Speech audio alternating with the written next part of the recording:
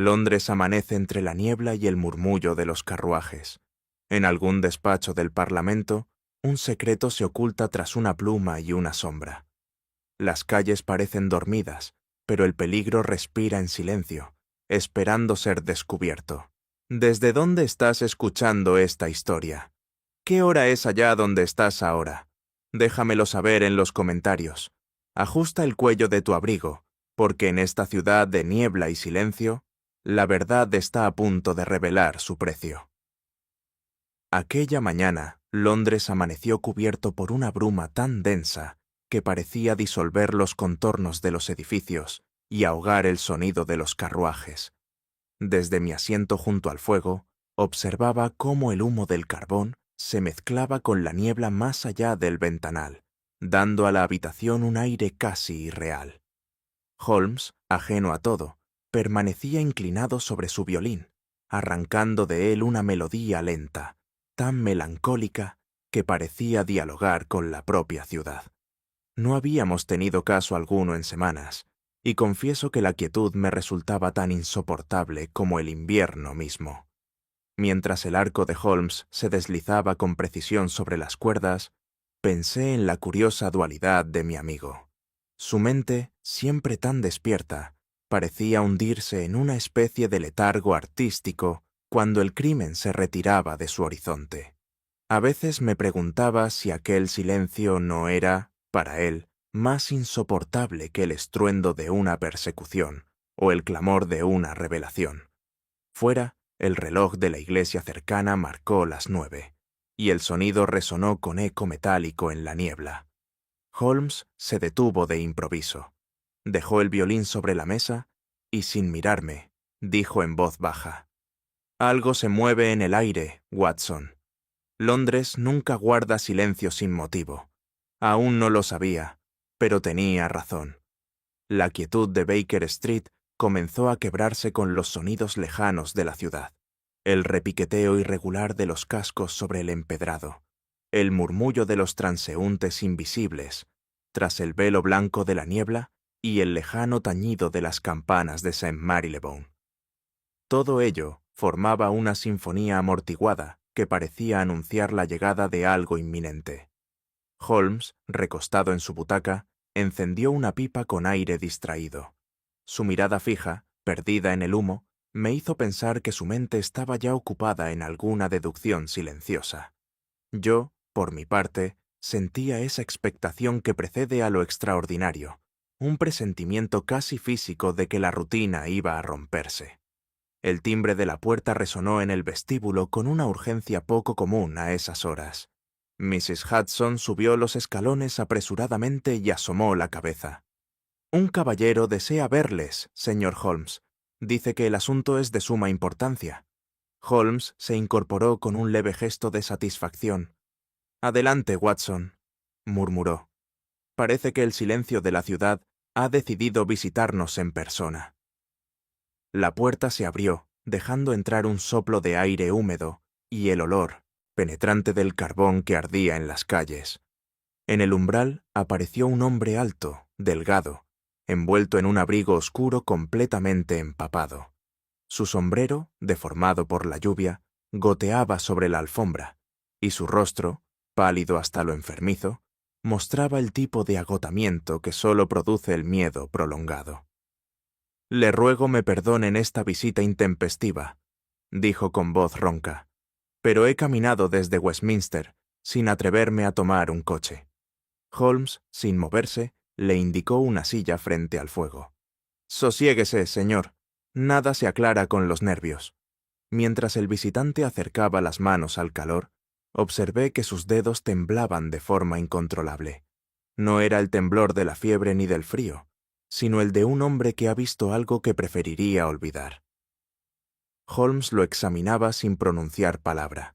Sus ojos grises se movían como bisturíes, desnudando al visitante con una precisión casi médica.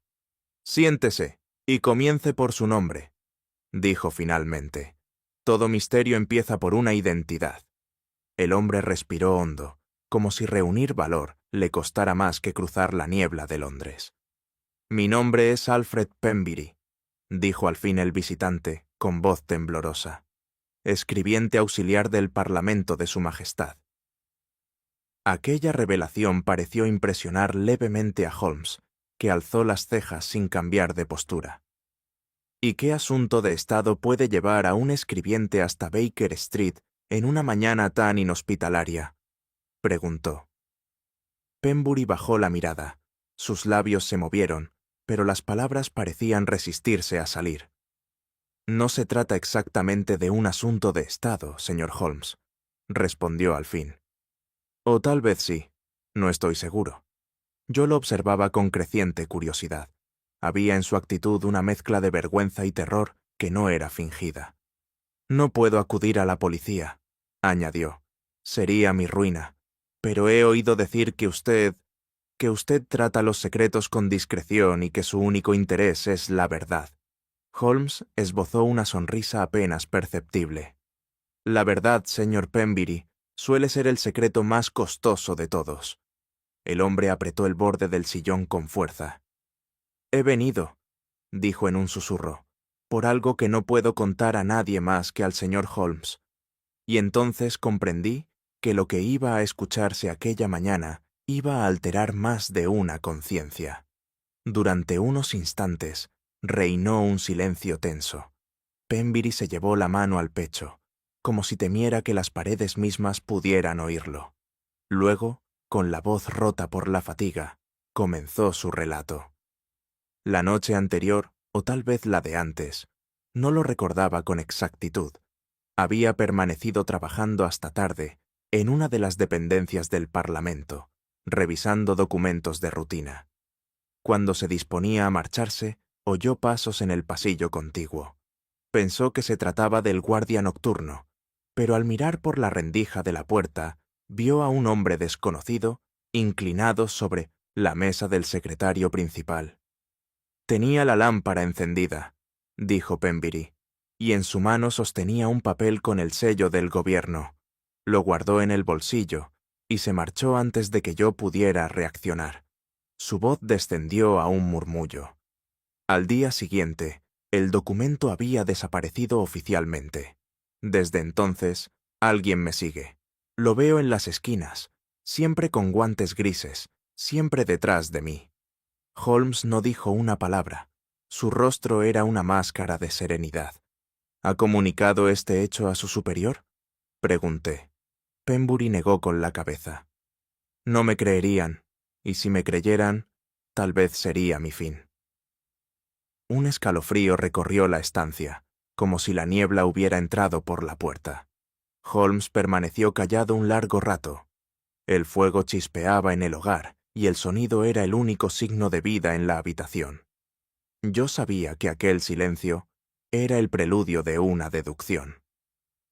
Finalmente, Holmes se levantó y caminó lentamente hacia Penbury. «Señor», dijo con voz tranquila, «usted no nos ha contado todo». El escribiente abrió la boca para protestar, pero Holmes levantó una mano. «No lo culpo. El miedo es un consejero eficaz, pero un pésimo narrador. Permítame una pregunta». Penbury asintió débilmente. Holmes lo miró fijamente, con esos ojos que parecían ver más allá del rostro humano. ¿Quién sabe realmente lo que usted vio aquella noche, señor Penbury? El hombre se quedó inmóvil, como si una corriente eléctrica lo hubiera atravesado. «Nadie», murmuró al fin. «Nadie, excepto yo». Holmes asintió lentamente y se volvió hacia mí. «Entonces, Watson, ya tenemos nuestro punto de partida. Cuando un hombre asegura que solo él conoce un secreto, lo que realmente confiesa es que alguien más ya lo comparte». La frase quedó flotando en el aire, pesada como el humo del carbón. Afuera, la niebla seguía espesa, pero en Baker Street acababa de encenderse el primer destello del misterio. El señor Penbury continuaba frente al fuego, como si el calor pudiera devolverle un sosiego que su mente había perdido hacía tiempo. El vapor que ascendía de su abrigo empapado formaba volutas inciertas en el aire de Baker Street, y sus manos, largas, huesudas, de dedos manchados de tinta, temblaban de manera visible. Me ofrecí a servirle una taza de té, pero la rechazó con un leve movimiento de cabeza, incapaz siquiera de sostener la mirada de Holmes, que lo observaba con serena fijeza desde su butaca. El tic-tac del reloj y el crepitar de las brasas eran los únicos sonidos que llenaban la habitación. Yo veía en aquel hombre algo más que miedo. Había culpa en su respiración entrecortada, una sombra de remordimiento que contrastaba con la dignidad propia de un funcionario del Parlamento. Holmes, sin perder su compostura habitual, dijo en tono apacible: «Tome su tiempo, señor Pemberley. Las palabras que se resisten son, por lo general, las que más importan». El escribiente asintió, tragó saliva y acercó un poco más sus manos al fuego. Cuando por fin habló, su voz fue apenas un susurro. «Desde hace 3 noches, señor Holmes, siento que no estoy solo». El pobre Pemberley relató con expresión crispada cómo, al salir del Parlamento, percibía una figura que lo seguía siempre a distancia, deteniéndose cuando él lo hacía, cruzando la calle cuando él cruzaba. «No lo he visto claramente», dijo. «Siempre está entre la neblina, con un abrigo gris y guantes del mismo color. Pero sé que es el mismo hombre». «¿Ha intentado enfrentarlo?», pregunté. «2 veces», contestó con voz ronca. «La primera, fingí entrar en una taberna y lo esperé tras la puerta. Cuando salí ya no estaba. La segunda, lo perdí en la multitud frente al puente de Westminster, pero supe que volvería». Holmes entrecerró los ojos, pensativo. «Un hombre que teme a su sombra suele haber hecho algo para merecerla», murmuró. Pemberley lo miró con desconcierto. «No, señor Holmes, yo no...» comenzó a decir, pero se interrumpió. Su respiración se volvió irregular. Yo advertí que cada palabra parecía arrancarle un pedazo de alma. «Créame, doctor», añadió, «no hay mayor tormento que sentirse observado incluso en los sueños». Holmes no respondió. Solo asintió levemente, invitándolo a continuar. El relato se hundió entonces en un tono más grave. Pemberley explicó que aquella pesadilla había comenzado la noche en que, por razones de trabajo, se vio obligado a permanecer en su despacho después de la medianoche. «El edificio estaba desierto», dijo. «Los ecos de mis pasos parecían multiplicarse en los corredores. Al cabo de 1 hora, oí un sonido, un clic metálico, breve, como el de una cerradura. Me acerqué a la puerta del archivo principal y la encontré entreabierta. Holmes no movió un músculo, pero yo sentí que cada palabra resonaba en su mente como una pieza de ajedrez que caía en su lugar. Encendí una lámpara», continuó Pemberley, «y vi a un hombre inclinado sobre la mesa del secretario principal. No pude distinguir su rostro, pero tenía algo en la mano, un documento con el sello del gobierno. Se detuvo, pasándose un pañuelo por la frente. Me miró, solo un segundo, pero fue suficiente. Luego apagó la luz y desapareció en la oscuridad. Yo no pude evitar estremecerme. «¿Y qué hizo usted?», pregunté. «Nada, me quedé paralizado. Al día siguiente, supe que aquel documento había desaparecido». Holmes lo escuchó con una calma casi irritante. Luego dijo, muy despacio: «Debe saber, señor Pemberley, que no podré ayudarle si no me dice qué contenía ese documento». Pemberley bajó la cabeza. «No puedo», susurró. «Le juro que no puedo. No solo pondría en riesgo mi vida, sino la de alguien más». Holmes se inclinó hacia adelante. «Entonces le pido, al menos, que me diga quién se beneficiaría de su desaparición». El escribiente apretó los labios y negó con la cabeza. «No hay beneficio, señor Holmes, solo peligro». Vi cómo su cuerpo se encogía en el sillón, como si el mero recuerdo lo aplastara. «Créame, no se trata de dinero ni de ambición», prosiguió. «Es algo que no debió existir jamás». Holmes se levantó y caminó lentamente hacia la ventana. «A veces, señor Pemberley, el silencio mata con más certeza que una bala. dijo, sin volver la vista. El hombre lo miró con súplica muda, pero no añadió nada. Yo, por mi parte, sentí que aquella conversación apenas rozaba la superficie de un abismo. Durante un buen rato nadie habló. Holmes permanecía de pie, la mirada fija en el fuego, mientras Pemberley respiraba con dificultad. Entonces mi amigo se volvió hacia él con expresión neutra. «Su reloj se ha detenido», observó. Pemberley lo miró sorprendido.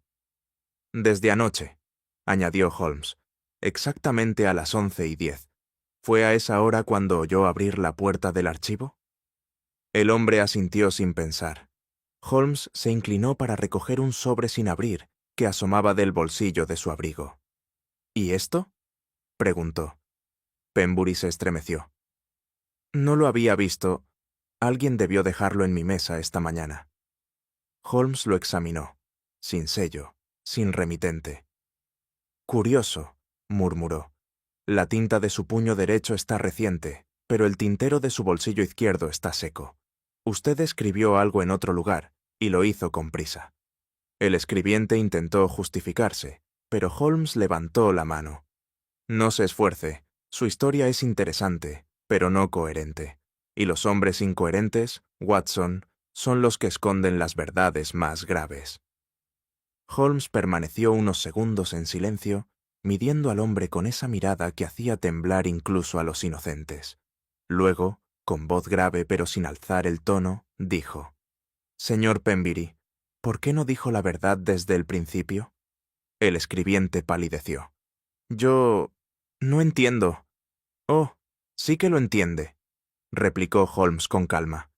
«No teme por lo que vio, sino por a quién vio. Hay una diferencia sustancial». El silencio se volvió insoportable. Pemberley bajó la cabeza, derrotado, mientras una gota de sudor resbalaba por su sien.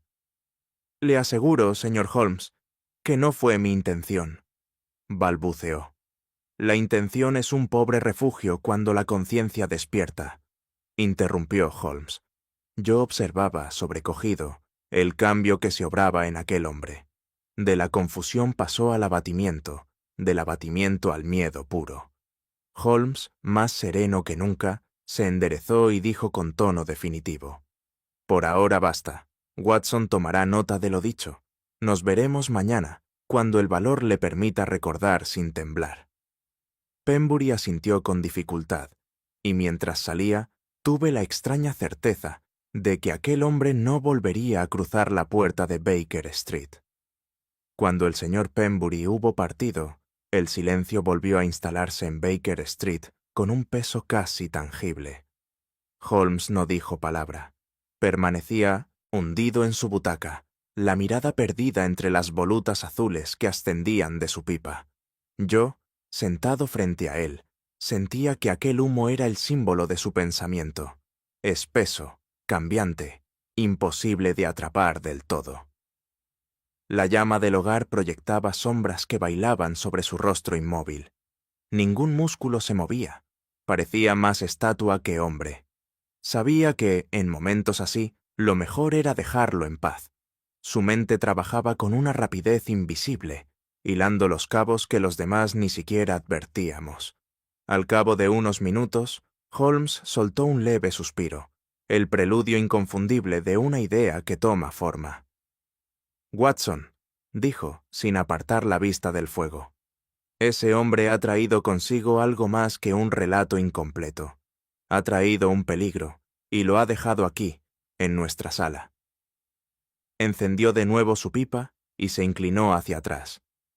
«Si lo que temo es cierto, antes del anochecer sabremos quién mueve los hilos».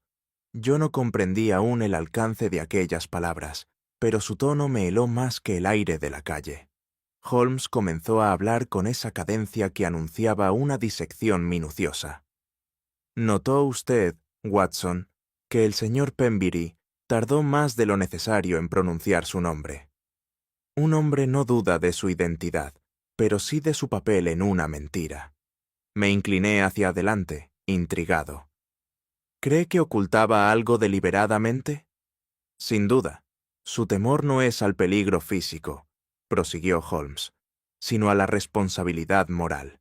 Esa clase de miedo deja huellas, temblor en las manos, titubeos calculados y, sobre todo, una mirada que no busca protección, sino perdón.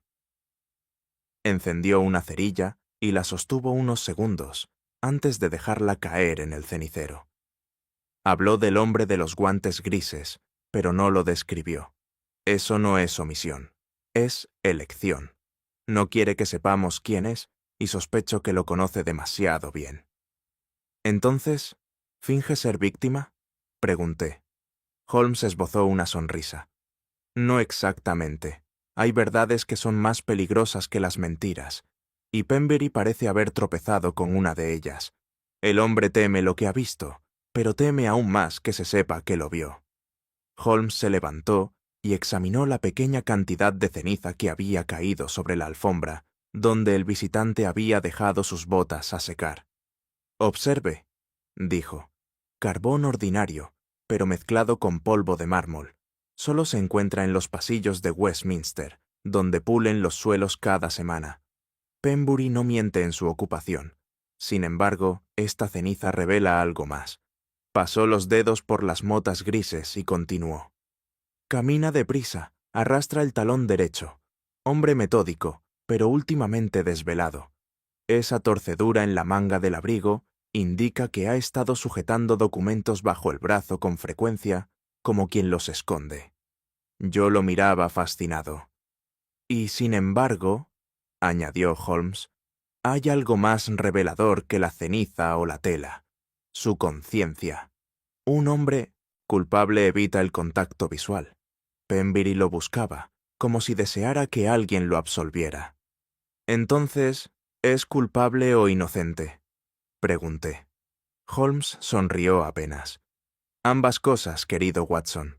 La inocencia puede ser tan peligrosa como la culpa, cuando uno se convierte en testigo de un crimen que el poder desea enterrar». No pude resistir la curiosidad. «¿Cree usted, Holmes, que el robo del documento fue solo una distracción?». Él asintió con lentitud. «Exactamente. Pemberley habló del robo porque esa es la versión visible, la que le conviene repetir. Pero detrás de esa fachada se oculta algo más sustancial, un hecho que él no se atreve a nombrar. El documento desaparecido es el eco, no la causa». Holmes volvió a llenar su pipa y se acomodó en el sillón. «He visto muchos hombres asustados, Watson, pero el miedo de Pemberley tenía un matiz especial. No era pavor a la violencia, sino a la exposición. Como si supiera que una palabra suya bastaría para incendiar Westminster». Me incliné hacia él. «¿Y qué podría justificar semejante peligro?». Holmes exhaló una nube de humo que pareció envolver sus palabras. «Un secreto político, tal vez, o una traición oculta bajo la máscara de la lealtad. Lo sabremos pronto. Pero no olvide, cuando la verdad amenaza a los poderosos, los testigos suelen desaparecer antes de hablar». Aquella frase quedó suspendida en el aire, pesada y lúgubre como una sentencia. Holmes se levantó de pronto y caminó hacia la ventana. Yo me acerqué tras él, sin entender la causa de su súbita inquietud. La niebla se espesaba sobre Baker Street, reduciendo el mundo a un círculo borroso de luz procedente de la farola de la esquina. Durante unos segundos, Holmes permaneció inmóvil, observando algo con atención. «Watson», dijo finalmente, en voz tan baja que apenas la oí, «mírelo usted mismo». Seguí la dirección de su mirada y distinguí una figura quieta bajo la farola, apenas un contorno gris entre la bruma. No se movía. «¿Lo ve?», preguntó Holmes. «Ha estado ahí desde que nuestro visitante entró, y no ha abandonado su puesto ni un instante». Un escalofrío recorrió mi espalda. «¿Cree que lo sigue?». Holmes asintió lentamente. «No a él, mi querido Watson. A nosotros». Cerró la cortina con calma. «Parece que el juego ha comenzado antes de lo previsto, y cuando el cazador se presenta tan pronto, significa que la presa no está tan lejos como imaginábamos». Yo miré el reloj sin saber por qué. Marcaba las 10:20. Afuera, El silencio se hizo más profundo que nunca. Aquella mañana gris nos encontró cruzando la plaza del Parlamento, mientras la niebla se enroscaba entre las farolas, como si quisiera proteger los secretos que allí se albergaban. La silueta del gran edificio se recortaba contra el cielo como un gigante dormido, y en el aire se percibía ese aroma inconfundible de piedra húmeda y carbón. Las campanas de Westminster repicaban a lo lejos, lentas y solemnes, marcando un ritmo que parecía dictar la respiración misma de la ciudad. Holmes avanzaba a mi lado con paso rápido, el rostro oculto tras su bufanda y la mirada fija en la entrada custodiada por 2 guardias. Noté que sus ojos, agudos como los de un halcón, recorrían el entorno con una atención que solo él podía ejercer sin parecer sospechosa. «Aquí, Watson», murmuró mientras ascendíamos los escalones. «El aire mismo huele a secretos, y le aseguro que los muros del poder guardan más pecados que las cárceles». Entramos finalmente al vestíbulo, donde la penumbra, las voces amortiguadas y el roce de los papeles nos envolvieron como si hubiéramos cruzado el umbral de otro mundo. Un joven funcionario de rostro pálido y gesto nervioso nos condujo por un laberinto de pasillos alfombrados. A cada paso, el sonido de nuestras pisadas se perdía bajo el peso de los retratos de hombres ilustres que colgaban de las paredes, sus miradas severas observándonos con la muda reprobación de quienes custodian el pasado. «Cada uno de estos rostros», comentó Holmes apenas en un susurro, «es testigo de una traición o de un pacto. La historia del poder es la historia de las sombras». El joven fingió no oírlo y continuó su marcha hasta detenerse frente a una puerta baja de madera oscura. En el camino, advertí cómo Holmes rozaba de vez en cuando las molduras o los tapices con los dedos, como si cada detalle le ofreciera una pista invisible. «Notará, Watson», me dijo con voz apenas audible, «que la alfombra está desgastada de un solo lado. Aquí se detiene mucha más gente de la que debería». Y antes de que pudiera responderle, el funcionario abrió la puerta del despacho del señor Pemberley. Un leve olor a tinta y polvo salió al encuentro, envolviéndonos con la intimidad silenciosa de un secreto recién perturbado. La estancia era pequeña, casi asfixiante, y estaba iluminada únicamente por una ventana alta cubierta de cortinas pesadas. Sobre la mesa, los papeles aparecían en un desorden que desmentía la naturaleza meticulosa de un escribiente. Una silla volcada junto al escritorio completaba la escena con un toque inquietante. Holmes recorrió el lugar con lentitud, sin tocar nada al principio. Yo observaba el polvo acumulado sobre las estanterías, interrumpido aquí y allá por huellas frescas de dedos. «Nadie ha limpiado desde la noche del suceso», murmuré. «Exactamente», respondió Holmes, «y eso nos será de gran utilidad». Se inclinó entonces junto al escritorio, donde un tintero caído había dejado una mancha negra que aún brillaba ligeramente. «Hubo lucha», dijo, sin dudar, «pero no una pelea violenta, sino una breve resistencia. Fíjese en la posición de la silla. No cayó hacia atrás, sino de lado. El atacante era zurdo. Aquella observación me dejó perplejo, pero no tuve ocasión de preguntar cómo lo sabía, porque Holmes ya se dirigía hacia la ventana con ese brillo en los ojos que solo aparecía cuando su mente rozaba el descubrimiento. El detective examinó el alféizar con su lupa y pasó un dedo por el borde inferior del marco. Luego lo olió brevemente y asintió para sí. «Aceite mecánico», dijo, «el tipo que se usa para mantener silenciosos los mecanismos de cierre. Alguien abrió esta ventana con sumo cuidado». «¿Para entrar o para salir?», pregunté. «Ambas posibilidades son inquietantes, mi querido Watson. Pero observe, el aceite goteó hasta el suelo, lo que indica que la ventana fue abierta desde el interior. Quien lo hizo no temía ser visto desde fuera, sino descubierto aquí dentro». Holmes se arrodilló y trazó con el bastón el contorno de una ligera marca sobre las losas. Una herramienta metálica, probablemente una ganzúa, y de fabricación profesional. No estamos ante un ratero común. Su voz se volvió grave. El movimiento de este aceite, su frescura, me dice que fue aplicado hace menos de 24 horas. El culpable ha regresado, Watson. Y si ha vuelto, es porque aún le queda algo que perder. Yo miré la ventana entreabierta y tuve la desagradable sensación de que alguien, desde afuera, también nos observaba. Holmes, todavía inclinado sobre el escritorio, hundió con la pinza un fragmento de papel que sobresalía del tintero. Lo extendió con cuidado sobre la mesa. El borde inferior estaba rasgado de manera irregular, y la tinta, ya seca, había formado una mancha oscura que ocultaba parte del texto. El asunto debe resolverse antes de la votación.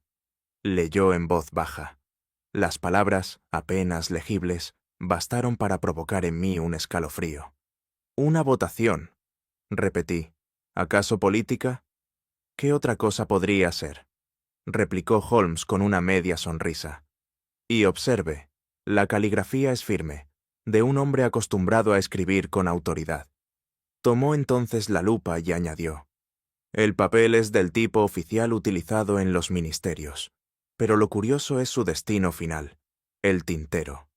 Solo hay dos motivos para hundir un documento así: el miedo o el arrepentimiento». Durante unos segundos, Holmes pareció absorto en un pensamiento que no compartió. Luego, dobló el fragmento y lo guardó cuidadosamente en su bolsillo. «Este pedazo, Watson, podría costar una carrera política, o salvar una vida». No dijo más, pero el brillo en sus ojos me hizo comprender que la verdad comenzaba a perfilarse. Cuando nos disponíamos a abandonar el despacho, un sonido inesperado nos detuvo. El eco lejano de una campana, sorda y metálica, que vibró a través de los muros. Holmes frunció el ceño. «La sesión matutina», murmuró. «Nada ocurre en Westminster sin su música fúnebre». En ese momento, un ujier de edad avanzada apareció en la puerta. Su uniforme impecable contrastaba con la expresión inquieta de su rostro. «Disculpen, caballeros», dijo con voz baja, «pero les aconsejaría marcharse cuanto antes». «¿Por qué motivo?», preguntó Holmes, sin moverse. El hombre echó una rápida mirada al pasillo vacío. «Porque hay cosas en este edificio que conviene no ver dos veces», susurró. «Y la campana no tardará en sonar de nuevo». Antes de que pudiéramos interrogarlo más, se alejó apresuradamente, dejándonos envueltos en un silencio opresivo. Holmes lo observó desaparecer y luego murmuró: «Cuando un hombre teme a un sonido tan inocente como una campana, Watson, es que su conciencia ha empezado a repicar también». Nos miramos en silencio, comprendiendo que aquella advertencia, más que un consejo, era un presagio. La tarde había caído sobre Londres, con un cielo tan bajo que parecía rozar las torres del Parlamento. Cuando Holmes y yo descendimos los escalones del edificio, una llovizna fina, persistente, comenzó a caer sobre los adoquines, tiñéndolos de un brillo apagado. Las farolas, envueltas en halos difusos de luz, apenas lograban abrirse paso entre la niebla que se espesaba sobre el río. Holmes caminaba en silencio, con las manos cruzadas tras la espalda, inmerso en esa concentración absoluta que siempre lo poseía cuando una idea comenzaba a tomar forma. Yo, siguiendo su paso largo y decidido, no podía evitar mirar de reojo las sombras alargadas de los guardias y los carruajes que se deslizaban como fantasmas.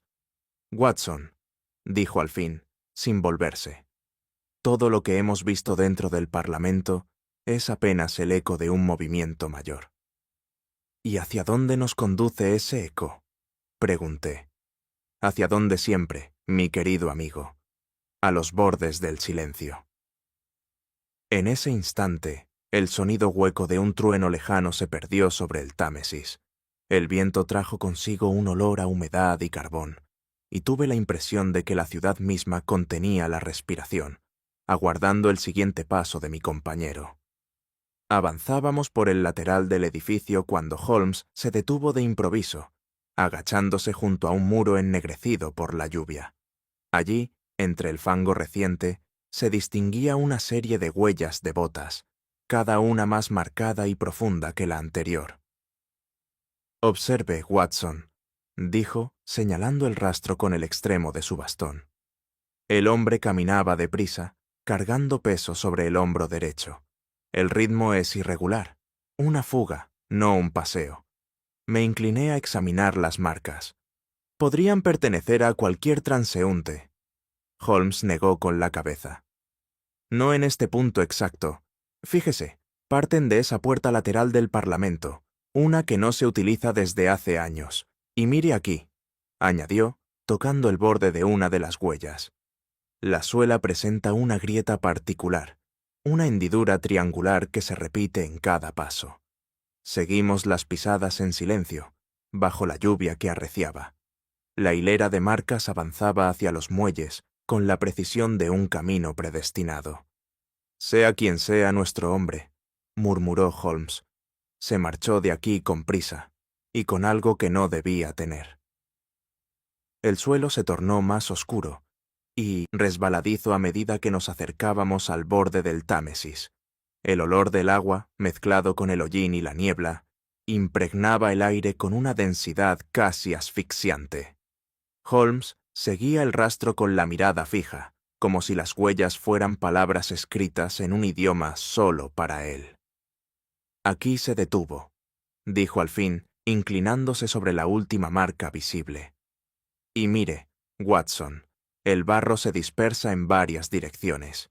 Intentó borrar sus pasos, aunque demasiado tarde. Miré alrededor.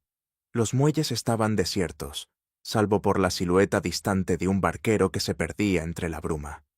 El agua golpeaba suavemente los pilares, produciendo un murmullo que parecía susurrar secretos antiguos. «¿Cree que arrojó algo al río?», pregunté. Holmes respondió con un leve gesto.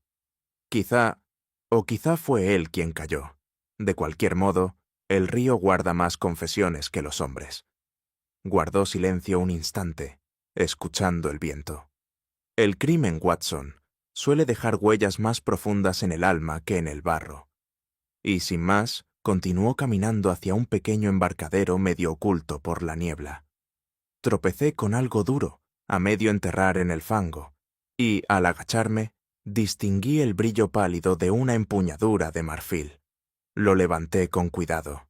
Era un bastón fino, de excelente factura, con una delicada incrustación metálica en la base. Holmes se acercó de inmediato, arrebatándomelo casi con impaciencia. «Interesante», murmuró mientras lo giraba bajo la luz vacilante de la farola. «El desgaste del mango indica años de uso constante, pero fue pulido recientemente. Y mire aquí, las iniciales grabadas, HWC. ¿Reconoce el nombre?», pregunté. Holmes guardó silencio, sus ojos brillando con una chispa de comprensión súbita. «Todavía no», dijo al fin, «pero pronto lo haré. Aquel bastón, tan elegante como fuera de lugar en el lodazal del muelle, parecía una reliquia de otro mundo». Lo observé mientras Holmes medía su peso en la mano. «Ligeramente desequilibrado», comentó. «El propietario es diestro, de complexión alta y delgada, probablemente un hombre de costumbres refinadas. No es un obrero ni un guardia». Lo sostuvo unos segundos más antes de añadir, casi para sí. «Y, sin embargo, este objeto ha caído muy bajo, al mismo nivel que el barro que ahora pisamos». Caminamos hasta un banco cubierto de humedad, donde Holmes abrió su cuaderno y, con precisión de relojero, trazó las letras que acabábamos de ver. «HWC», repitió. «Esas iniciales pertenecen a Henry Wilmot Carradine, subsecretario del Ministerio del Interior». Lo miré incrédulo. «¿Está seguro?». «Absolutamente. Recuerdo haberlo visto en una recepción hace 2 años. Hombre reservado, sin ambiciones visibles, pero con una reputación de lealtad incorruptible». el tipo de funcionario que inspira confianza porque carece de carisma. Holmes guardó el bastón bajo el brazo y continuó, con voz más baja. Curioso, ¿no le parece, Watson? El mismo hombre encargado de custodiar la seguridad del Estado deja caer su bastón a pocos pasos del Parlamento, en la noche de un robo de documentos. Yo no supe qué responder. La magnitud de la implicación me sobrecogía. Holmes continuó reflexionando en silencio. Carradine no es un ladrón, dijo finalmente, pero quizá ha sido una víctima, o algo peor, un instrumento. Y entonces comprendí que el caso que habíamos aceptado aquella mañana había dejado de pertenecer al terreno del misterio común. Holmes se enderezó y guardó el bastón bajo su abrigo, con ese gesto contenido que siempre precedía a una decisión inamovible. La lluvia caía ahora en hilos más gruesos, resbalando por su sombrero y goteando sobre el suelo oscuro. «Watson», dijo con una calma que me resultó más inquietante que cualquier exclamación. «Hemos seguido la pista demasiado lejos para dudar de su dirección. Este rastro no nos lleva al crimen, sino al poder». «¿Al poder?», repetí, sin entender del todo. «Exactamente. Este bastón, estas huellas, incluso el silencio de nuestro cliente, convergen en un mismo punto, el corazón del gabinete». Su voz era baja, pero firme. «Tenga por seguro que, antes de que termine la semana, sabremos si en Inglaterra gobierna la verdad o el miedo». Yo lo miré en silencio, incapaz de hallar respuesta.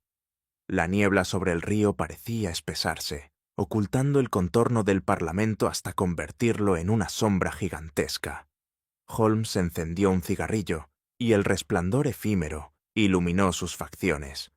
«Vuelva conmigo, Watson», dijo al fin. «La noche promete más preguntas de las que cualquier hombre prudente desearía oír». Holmes me recibió aquella tarde con una expresión que no sabría describir, sino como de calculada indiferencia. Había estado revisando una serie de documentos en su escritorio cuando, sin levantar la vista, me dijo con tono distraído: «Watson, le agradecería que diese un paseo por el Soho. Observe bien, pero no pregunte. Y, sobre todo, no intervenga». No era la primera vez que me encomendaba una tarea de esa naturaleza, aunque aquella orden tenía algo de enigma. Pregunté si debía buscar a alguien en particular, pero Holmes se limitó a responder con su media sonrisa habitual: «No busque, deje que lo encuentren». Salí a la calle con el ánimo dividido entre la obediencia y la curiosidad. La tarde caía sobre Londres, con una llovizna tenue que convertía el pavimento en un espejo irregular. Mientras caminaba hacia el Soho, me asaltó la sensación incómoda de estar participando en un experimento del que desconocía el propósito. Holmes, sin duda, seguía alguna pista que prefería mantener en secreto, y yo, aún intrigado, sabía que la mejor manera de servirle era obedecer sin comprender. El Soho, a esa hora, respiraba un aire distinto al resto de Londres, mezcla de humo, especias y conversaciones en lenguas extranjeras. Caminé, sin rumbo aparente, atento a los rostros y los gestos, cuando una figura captó mi atención en una esquina solitaria. Era un hombre de porte distinguido, con abrigo gris y guantes del mismo tono. La luz amarillenta de la farola lo envolvía en una penumbra casi teatral. Su actitud no era la del simple transeúnte. Parecía observar a los demás sin moverse, como un cazador que estudia a su presa antes del salto. Me detuve fingiendo encender un cigarrillo, y noté que su mirada, aunque disimulada tras el ala del sombrero, se detenía en cada persona que pasaba, con un interés selectivo. Cuando sus ojos se alzaron brevemente hacia mí, sentí un escalofrío. No sé por qué, pero supe entonces que aquel hombre estaba allí por un motivo, y que, de algún modo, ese motivo me concernía. El hombre comenzó a caminar con paso firme, internándose en las calles más estrechas del barrio. Decidí seguirlo a una distancia prudente. El suelo, empapado por la llovizna, reflejaba las luces de los escaparates como fragmentos de un sueño líquido. Cada esquina parecía esconder un secreto, y cada sombra, una amenaza. Los faroles oscilaban bajo el viento, arrojando una luz temblorosa sobre las fachadas sucias de las tabernas. Desde el interior de una llegó el sonido de un violín desafinado y un coro de risas que contrastaba con el silencio tenso del exterior. El desconocido avanzaba sin prisa, pero con dirección clara. Yo me mantenía tras él, procurando no llamar la atención. A cada paso, el corazón me latía con más fuerza. Comprendí que me hallaba fuera del cómodo terreno del médico, inmerso en el peligroso arte de la observación. Fue entonces cuando el hombre se detuvo frente a un escaparate vacío y por un instante vi su reflejo enfrentarse al mío. Aquella mirada fugaz me reveló que había sido descubierto. El desconocido giró lentamente sobre sus talones, como si quisiera confirmar su sospecha, y luego emprendió una ruta diferente, doblando por una calle lateral. Yo, procurando mantener la calma, fingí examinar un cartel antes de seguirlo a cierta distancia. Las calles del Soho parecían conspirar a su favor. Cambiaban de dirección sin aviso, ocultaban salidas y multiplicaban los reflejos de las luces en las vidrieras. Cada vez que creía tenerlo a la vista, se desvanecía entre la multitud. Finalmente, lo localicé cruzando un puente estrecho que conducía a una zona más desierta. Su paso era ahora más rápido. Comprendí que me estaba poniendo a prueba, conduciéndome por un laberinto del que podía no salir con facilidad. Cuando lo vi detenerse nuevamente bajo una farola, comprendí que el juego había cambiado. Ya no era yo quien lo seguía, sino él quien me guiaba hacia algún punto que solo él conocía. El aire se volvió más frío a medida que avanzábamos. La lluvia se había transformado en una llovizna espesa que envolvía los contornos del barrio. De pronto, el hombre se detuvo en una esquina desierta. Me escondí tras un muro, esperando que reanudara su marcha, pero no lo hizo. Salí con cautela, y para mi sorpresa, el lugar estaba vacío. Solo quedaba una pequeña caja de cerillas sobre el suelo húmedo. Me agaché a recogerla. En la tapa, grabado con precisión, se distinguía un emblema, un león alado sobre un fondo oscuro. Aquella imagen tenía algo inquietante.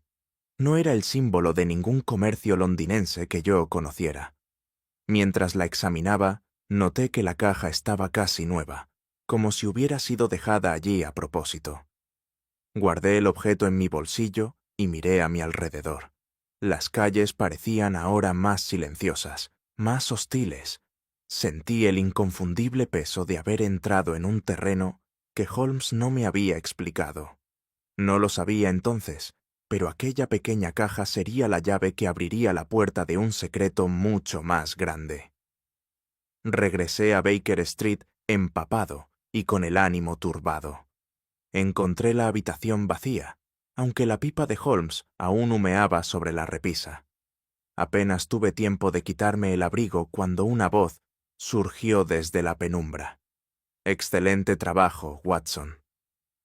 Holmes emergió de la sombra junto a la ventana, su figura recortada contra la lluvia. En su mano sostenía una lupa, y su expresión mezclaba aprobación y gravedad. «No esperaba verlo aquí», dije, sorprendido. «Pensé que yo debía informar primero». «Y lo ha hecho, aunque sin saberlo». Le tendí la caja de cerillas. La examinó durante unos segundos, con una atención casi reverente. «El león alado», murmuró. Sabía que aparecería. Me miró entonces con una seriedad que me heló la sangre. «Watson, el hombre que usted siguió esta noche no era el cazado, era el cazador. Y el error de quien acecha a otro es olvidar que en ocasiones el verdadero peligro no está frente a él, sino detrás». La expresión de Holmes era tan grave que comprendí. Aquel juego acababa de comenzar. Después de la agitada jornada en Westminster y del desconcertante hallazgo junto al río, regresar a Baker Street fue como entrar en un mundo suspendido fuera del tiempo. El bullicio de la ciudad quedaba atrás, y solo el rumor distante de los carruajes rompía la quietud que nos envolvía. Holmes, sin una palabra, se despojó del abrigo y se lanzó de inmediato sobre la mesa, donde una montaña de periódicos se alzaba como una fortaleza de tinta. Lo observé con creciente inquietud. Su semblante, habitualmente sereno, estaba ahora ensombrecido por una tensión que no disimulaba. Pasaba las páginas con rapidez, subrayando frases, arrancando columnas enteras, como si en aquellas noticias dispersas se escondiera el corazón del enigma. ¿Busca algo en particular?, me atreví a preguntar. Busco el silencio, replicó con sequedad. A veces lo que no se publica dice más que lo impreso. Comprendí que, aunque habíamos regresado a casa, la tormenta aún no había pasado. En Holmes, la calma aparente no era sino el preludio de una nueva y peligrosa deducción. Las horas transcurrieron lentas, marcadas por el tic-tac del reloj de la repisa y el leve crujir del fuego. Holmes permanecía inmóvil, la mirada fija sobre los periódicos extendidos. A cada tanto, sus dedos golpeaban el brazo del sillón, y su respiración se volvía tan contenida que llegué a temer que se hubiera sumido en una especie de trance. El ambiente de la habitación parecía haber cambiado. El aire se había vuelto más denso, más cargado, como si los pensamientos de mi amigo hubiesen alterado la presión invisible que nos rodeaba. No está leyendo, pensé, está cazando. Había visto esa misma expresión en otras ocasiones. Los ojos fijos, las pupilas contraídas, el cuerpo rígido, como si todo su ser se concentrara en una sola línea de razonamiento. No quise interrumpirlo. Me limité a observar cómo la ceniza de su pipa crecía hasta el borde, sin que él se molestara en sacudirla. El reloj marcó las 11 y luego la medianoche. Y sin embargo, Holmes no se movía. En su silencio había algo que no pertenecía al reposo, sino al preludio de una decisión irrevocable. Cuando el reloj dio la 1, Holmes comenzó a moverse con una energía repentina. Reunió recortes, cartas y telegramas que yo no había advertido antes. Los dispuso sobre la mesa, agrupándolos según un orden que solo él conocía. Luego, inclinándose sobre ellos, comenzó a murmurar nombres y fechas, entrelazándolos como si tejiera una red invisible. Pembury, Carradine, el 12 de marzo, la moción sobre el tratado, susurraba entre dientes. Yo lo observaba fascinado. En su rostro se dibujaba una concentración feroz, casi dolorosa. A medida que unía cada pieza, parecía ver surgir ante él una figura oscura, una verdad que aún no compartía conmigo. «Watson», dijo al fin, sin mirarme, «¿recuerda aquel ujier del Parlamento?» «El del pasillo de los susurros». «Sí, por supuesto. Entonces recuerde también su advertencia. Cuando la campana suene de nuevo, algo caerá. Y no me refiero al bronce». Su voz era apenas un hilo, pero en ella vibraba una tensión que me heló la sangre. Yo comprendía que se acercaba al núcleo del misterio, y que ese núcleo ardía. No pude resistir por más tiempo mi curiosidad. Me acerqué con cautela, fingiendo interés en un periódico, y le pregunté si por fin había logrado unir todas las piezas del rompecabezas. Holmes levantó la vista con una expresión amable, casi fraterna, que me desconcertó. «Mi querido Watson», dijo, «hay momentos en que la verdad debe ser medida, no descubierta». «¿Quiere decir que no piensa actuar?», pregunté. «No, todo lo contrario. Pero antes necesito comprobar una hipótesis que podría costarme caro». Yo intenté insistir, pero él cambió de tono, adoptando esa cortesía fría que utilizaba cuando quería cerrar una conversación sin parecer descortés. «Le pido solo una cosa», añadió. «Confíe en mí, incluso si las circunstancias parecen adversas». «Siempre lo hago, Holmes». Él asintió, aunque su mirada se desvió hacia la ventana. «Entonces no me tema, Watson», dijo con voz baja, «aunque llegue a parecer que debe hacerlo». No supe qué responder. Aquella frase, ambigua y premonitoria, quedó flotando en el aire, mientras el fuego se consumía lentamente hasta quedar reducido a brasas dormidas. Pasada la medianoche, el cansancio comenzó a pesarme. Holmes continuaba trabajando sin cesar, rodeado de papeles, moviéndose como una sombra entre las sombras. La pipa humeaba sin descanso, y su silueta recortada contra el resplandor del fuego me pareció la de un hombre que luchaba contra algo invisible, algo que lo superaba. Debería descansar, le dije, con voz débil. Él no respondió. Solo levantó la mano, indicándome que guardara silencio. Me dejé caer en el sillón, dispuesto a esperar. El ritmo de su trabajo tenía algo hipnótico. El roce de las hojas, el susurro de su pluma, el chasquido del carbón formaban una melodía lenta y melancólica. No sé en qué momento el sueño me venció. Cuando abrí los ojos, un resplandor pálido entraba por la ventana. Era el amanecer. El reloj marcaba las 5.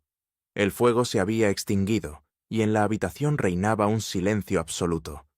Holmes ya no estaba en su butaca. La pipa, aún tibia, reposaba sobre la mesa. Tardé unos segundos en comprender lo que veía. Sobre el escritorio, entre los papeles desordenados, había una sola hoja doblada con esmero. Mi nombre figuraba en el anverso, escrito con la letra inconfundible de mi amigo. La abrí con manos temblorosas. Contenía apenas una línea. Confíe en la verdad, no en los hombres. Sentí que la habitación se me venía encima.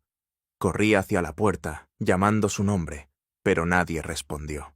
El abrigo de Holmes había desaparecido del perchero, y la calle, al otro lado de la ventana, seguía envuelta en la niebla del amanecer. Regresé al escritorio.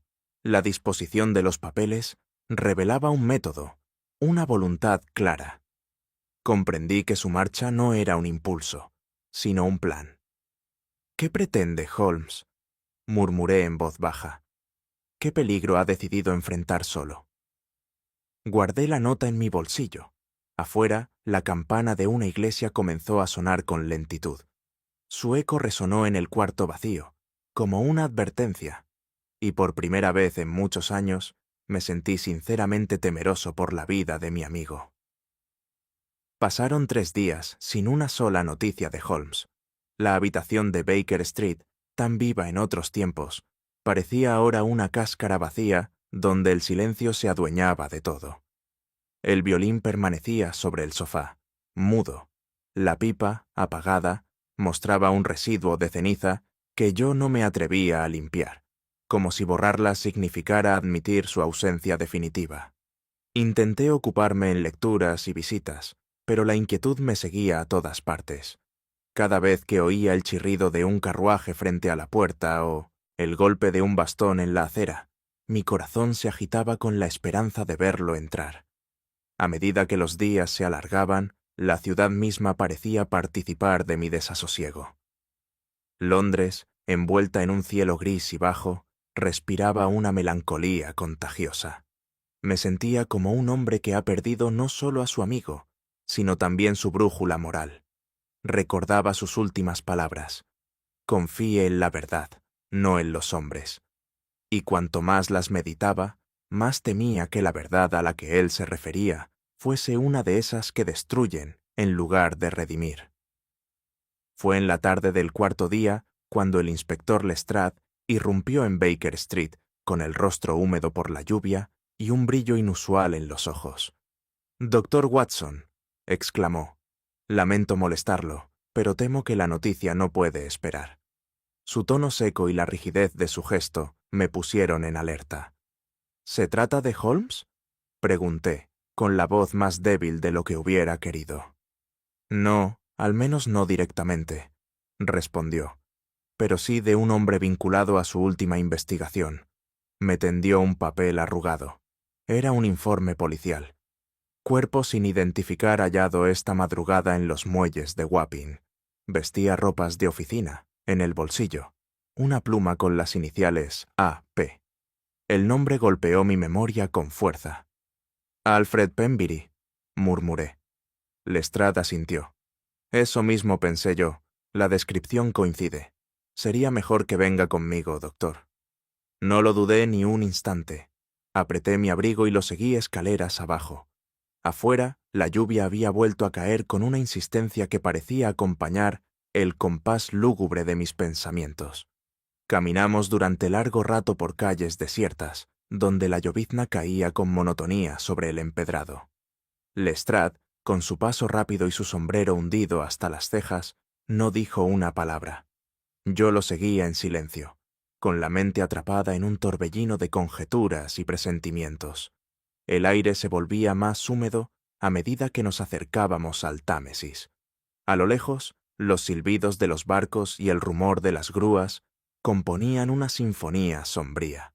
El hedor del barro mezclado con el carbón impregnaba cada respiración. Cuando alcanzamos los muelles, la escena se tornó casi fúnebre. Los estibadores trabajaban sin cesar, ajenos a la tragedia que reposaba a pocos metros. La niebla se alzaba desde el río, espesa como un velo de lino. «Lo tenemos en el depósito», dijo Lestrade al fin. Fue arrastrado por la corriente hasta quedar atrapado entre los pilotes. No respondí. Sentía un peso en el pecho, una certeza anticipada que no me atreví a formular. Mientras avanzábamos, pensé que nunca una jornada tan gris había coincidido tan perfectamente con el ánimo de un hombre. El cuerpo reposaba sobre una mesa de madera húmeda, cubierto por una lona que exhalaba olor a río. Un guardia levantó el extremo del lienzo, y la visión que se reveló ante mis ojos me paralizó. El rostro estaba irreconocible, deformado por la corriente y las heridas. Sin embargo, el traje, la estatura y un detalle menor, el anillo de plata en la mano izquierda, bastaron para que mi mente llenara el vacío de la duda. «Es él», dije en voz baja. «Es el señor Pembury». Lestrade asintió con gravedad. «Así lo supuse. No hay señales de violencia externa, salvo un golpe en la cabeza. Pero mire esto», añadió, mostrando un bolsillo interior. «Vacío. Ni documentos ni reloj. Alguien se tomó la molestia de limpiar cualquier rastro». El inspector se alejó unos pasos para hablar con los hombres del muelle, pero yo permanecí junto al cuerpo. Aquel rostro sin identidad parecía observarme desde la sombra. «Pobre hombre», murmuré. Un testigo que supo demasiado. Y sin embargo, algo en el gesto de su mano, crispada como si aún se aferrara a un secreto, me hizo dudar por primera vez de mi propia conclusión. Cuando Lestrade se retiró para dar órdenes, me quedé a solas con el cadáver. El rumor del agua al golpear los pilotes sonaba como un lamento constante. Sentí el impulso de cerrar los ojos de aquel desdichado, pero me contuve. No debía alterar la escena. Entonces, una idea amarga me atravesó. ¿Y si Holmes hubiera sabido esto desde el principio? ¿Y si su silencio no fue una huida, sino una preparación? El corazón humano, pensé, es un juez torpe. Donde hay deber, ve culpa. Donde hay astucia, sospecha maldad. En mi deseo de encontrar lógica en el caos, quizá había olvidado que los sentimientos nublan incluso la razón del más racional de los hombres. Observé otra vez el cuerpo. ¿Y si mi deducción era errónea? ¿Y si aquel no era Pembury? La posibilidad me asaltó con la fuerza de una revelación tardía, pero no tuve tiempo de reflexionar más. Desde el exterior, un sonido metálico, como un bastón golpeando el suelo, resonó entre la niebla. Me volví, conteniendo la respiración. Entre la bruma del amanecer, una silueta emergió lentamente. Reconocí al instante la figura erguida, el abrigo largo, el sombrero ladeado. Mi corazón dio un vuelco. «Holmes», exclamé, avanzando hacia él. Apenas sonrió. El río lo envolvía en su vapor gris, confiriéndole un aire espectral. «Me alegra verla, Watson», dijo con voz serena. «Temo que ha hecho usted un diagnóstico precipitado». «Entonces, ¿este hombre no es Pembury?» «No, mi querido amigo. Y créame, Pembury está mucho más cerca de lo que imagina». Su mirada se dirigió hacia el río, donde la corriente arrastraba pequeñas olas sucias. Este cuerpo fue dejado aquí como advertencia. Una maniobra hábil, pero demasiado teatral para ser creíble. El verdadero culpable necesitaba distraer a la policía, y a mí. Yo lo miré, sin saber si sentir alivio o temor. «¿Qué significa esto, Holmes?», pregunté. Él se volvió lentamente. «Significa, Watson, que el juego continúa, y que entre los vivos aún hay uno que miente con más destreza que todos los muertos del Támesis». Sus palabras se perdieron entre la niebla, mientras el sol naciente teñía de rojo las aguas del río. Nunca olvidaré la escena de aquella mañana frente al Reform Club. Había acudido allí por indicación de Lestrade, sin imaginar que sería testigo del regreso de Holmes en uno de sus momentos más imponentes. El aire de Londres, aún impregnado del humo de la niebla matinal, parecía detenerse cuando lo vi aparecer en la acera opuesta. Alto, sereno, impecable, como si los días de desaparición no hubiesen dejado marca alguna en su porte. Mientras los miembros del club lo observaban con desconcierto, él avanzó hacia nosotros con esa calma que infundía autoridad sin necesidad de palabras. Lestrade, sorprendido, murmuró algo entre dientes. Pembury, en cambio, palideció al instante, como si la figura de Holmes resucitara todos sus temores. «Veamos, caballeros», dijo mi amigo con una leve inclinación de cabeza. «Creo que ha llegado el momento de poner orden en esta maraña de medias verdades». Su voz tenía la firmeza de quien ha contemplado el final del enigma desde el principio.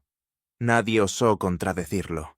Aquel hombre, que había desafiado gobiernos y criminales por igual, volvía a tomar las riendas del destino con la autoridad que solo concede la verdad.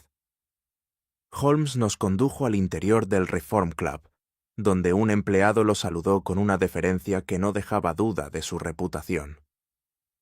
Nos instalamos en una sala privada de altos techos, decorada con retratos de estadistas y el leve aroma de madera pulida. Allí aguardaban 3 hombres: el inspector Lestrade, el señor Alfred Pembury, más demacrado que nunca, y un ministro de porte distinguido que Holmes me presentó como Sir Charles Winton. Había, además, un cuarto invitado, un caballero desconocido, de semblante enjuto y mirada aguda, que permanecía en silencio junto a la chimenea. Su sola presencia bastó para alterar el ambiente. Nadie parecía saber quién era, aunque todos parecían temerlo. Holmes cerró la puerta tras de sí y se situó en el centro de la sala, de pie, como un juez ante el tribunal. «Les ruego su atención», dijo con tono cortés. «Lo que aquí se dirá afectará no solo a los presentes, sino también al honor de este país». El desconocido alzó apenas una ceja, mientras Pembury bajaba la vista con un temblor visible. En aquel instante comprendí que nos hallábamos al borde de una revelación que podía estremecer más que cualquier crimen individual. Holmes comenzó su exposición con esa serenidad que solo acompaña a la certeza absoluta. «Todo se inició la noche del 12 de marzo», dijo, «cuando el señor Pembury, empleado del Parlamento, creyó presenciar un robo en los archivos ministeriales. Desde entonces, los acontecimientos se desarrollaron con una lógica tan perfecta que, paradójicamente, ocultó la verdad a simple vista». Mientras hablaba, iba ordenando sobre la mesa varios objetos: un fragmento de papel manchado de tinta, una caja de cerillas con el león alado y el bastón de marfil hallado en los muelles. «El documento no fue robado», continuó. «Fue utilizado como pretexto. El señor Pembury, hombre de conciencia recta, creyó haber visto un crimen. Sin saberlo, fue testigo de un intercambio entre 2 cómplices. Uno de ellos fingía robar, el otro fingía ignorar». Lestrade frunció el ceño. «¿Y el cadáver del muelle?» «Una víctima necesaria», replicó Holmes. «Un señuelo para legitimar la farsa». El desconocido junto a la chimenea no apartaba los ojos del detective. En su rostro había una mezcla de admiración y peligro, como si la lógica de Holmes desarmara un plan cuidadosamente tejido. Holmes tomó el trozo de papel encontrado en el tintero del despacho y lo sostuvo a contraluz. «He aquí la pieza maestra del engaño», dijo. «Este fragmento pertenece al documento supuestamente sustraído, pero su contenido demuestra que jamás abandonó el Parlamento». El ministro Winton se removió en su asiento mientras Holmes continuaba con voz pausada. «El robo fue inventado para distraer la atención del verdadero delito, un chantaje político. Un funcionario descubrió una carta que comprometía a un miembro del gobierno en un escándalo de sobornos extranjeros. Temiendo su divulgación, organizó esta farsa. Miró a Pemberley, cuyo rostro se cubría de sudor. Usted, sin saberlo, fue el instrumento perfecto. Y ese hombre», añadió, señalando al caballero desconocido, «el autor intelectual de todo». El acusado sonrió con fría ironía. «Admirable, señor Holmes. Pero ¿qué prueba tiene?» Holmes extrajo la caja de cerillas. «Solo una. Este logotipo pertenece a un club privado en el continente, del cual usted es socio fundador. Allí comenzaron las transferencias ilícitas que pensó ocultar. El silencio que siguió fue tan profundo que incluso el fuego pareció dejar de crepitar. Holmes permaneció inmóvil unos segundos, dejando que el silencio pesara sobre la sala antes de hablar de nuevo. Su mirada recorrió lentamente los rostros de los presentes, deteniéndose en Pemberley, que parecía debatirse entre la culpa y el alivio. «El señor Pemberley», dijo al fin, «no fue más que una pieza en un juego de mayor envergadura. Alguien, conocedor de su carácter tímido y su escrupuloso sentido del deber, lo eligió para desempeñar un papel que desconocía por completo. Fue inducido a creer que un documento había desaparecido, cuando en realidad estaba entregando fragmentos de información confidencial a manos extranjeras». Pemberley levantó la cabeza, horrorizado. «No, yo solo obedecía órdenes. Me dijeron que era una copia de control, un trámite rutinario». Holmes asintió con calma. «Exacto. Fue manipulado para servir a un propósito más oscuro. Proteger a un ministro que, bajo la apariencia de una carrera intachable, comerciaba con secretos de Estado. Los pagos se efectuaban a través de sociedades encubiertas en el continente, disfrazadas de contratos industriales. El ministro Winton se llevó una mano a la frente, incapaz de sostener la mirada del detective. Y en ese momento comprendí que Holmes no solo desentrañaba un crimen, sino que desnudaba la fragilidad moral de los poderosos». Holmes giró lentamente hacia el caballero desconocido, que hasta entonces había permanecido inmóvil junto a la chimenea. «Creo que ya no hay necesidad de mantener las apariencias, Lord Harrington», dijo con voz cortés, aunque implacable. Un murmullo recorrió la sala. El hombre alzó la cabeza con una sonrisa gélida. «No sé de qué habla, señor Holmes. ¿De su ingeniosa habilidad para disfrazar la traición de diplomacia?», replicó mi amigo. «Fue usted quien ideó la farsa del robo, quien utilizó al señor Pemberley como intermediario y quien envió a un cómplice a simular su muerte en el muelle». Harrington se mantuvo impasible, aunque un leve tic en su mandíbula delataba la tensión. «Palabras, nada más». «Entonces, añadamos pruebas», dijo Holmes, sacando de su bolsillo la caja de cerillas con el león alado. «Este emblema pertenece a un club de Viena, reservado a ciertos hombres de negocios, entre ellos usted. Fue hallado donde su esbirro desapareció, y contiene una marca de quemadura idéntica a la que deja su mechero de bolsillo, fabricado por Boulton & Sons». El caballero palideció. «No puede demostrarlo», susurró. Holmes sonrió apenas. Al contrario, todo lo que necesitaba para hacerlo ya estaba en sus manos. El silencio que siguió fue absoluto.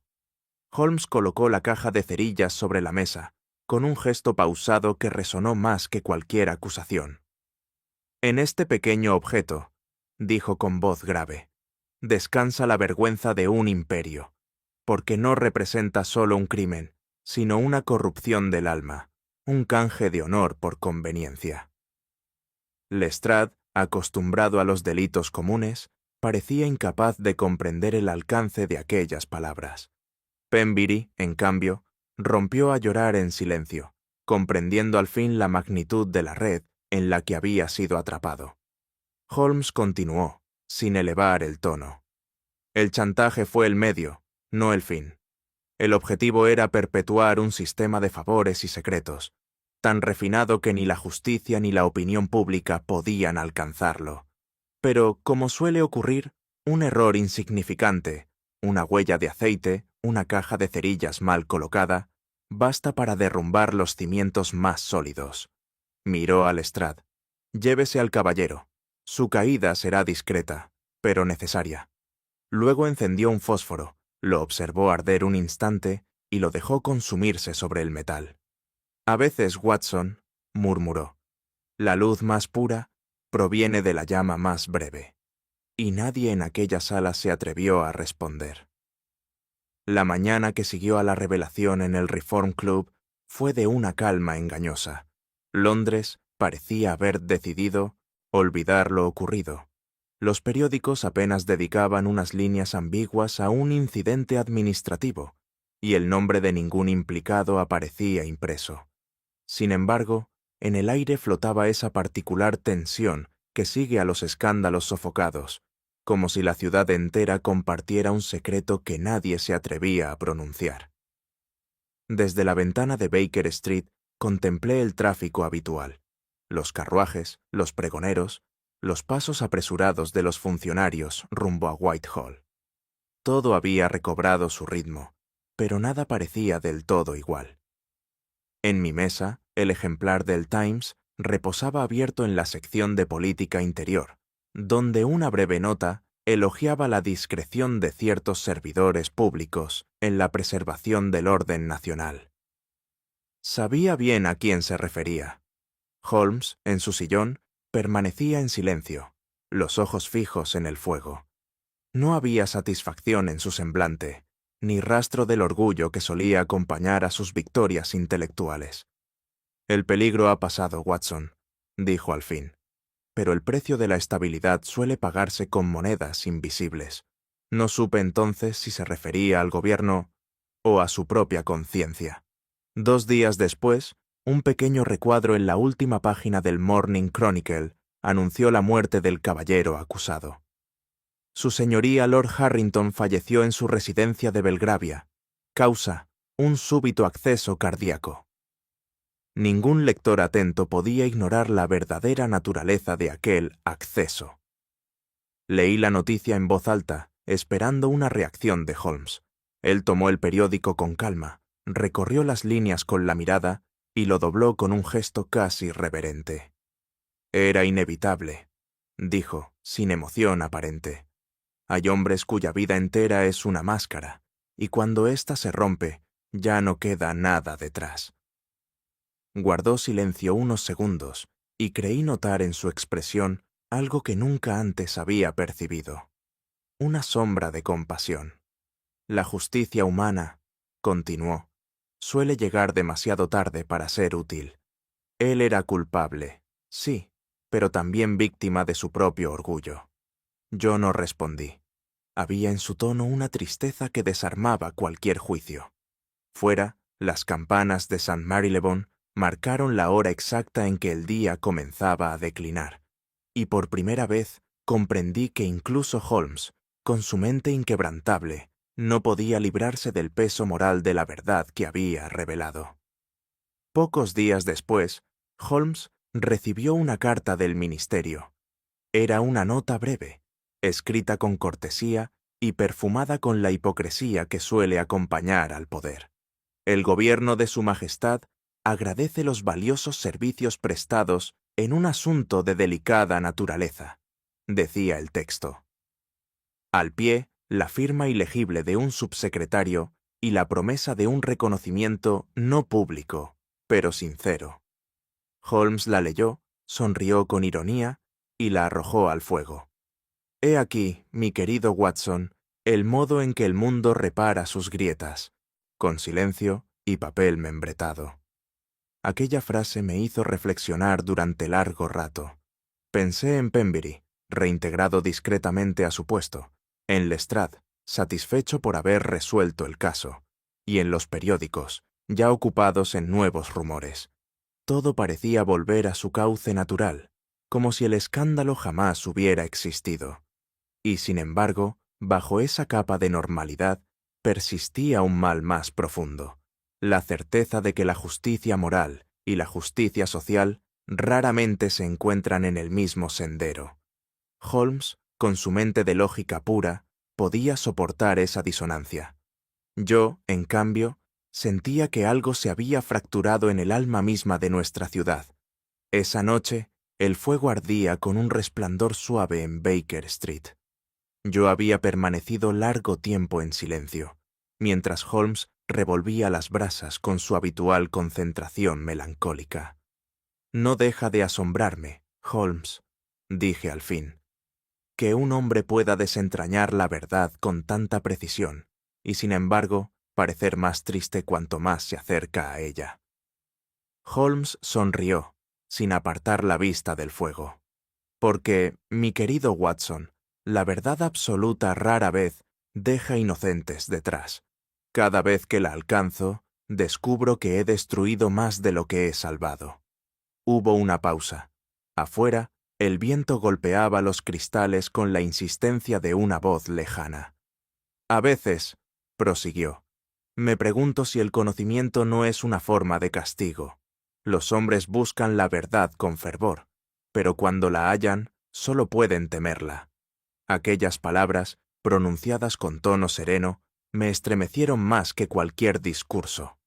Por un instante me pareció ver en Holmes no al analista frío, sino al hombre que había cargado sobre sí el peso de la inteligencia sin consuelo. El fuego crepitó, y su sombra se proyectó en el muro, como si también ella dudara entre luz y oscuridad. A la mañana siguiente, Holmes partió temprano.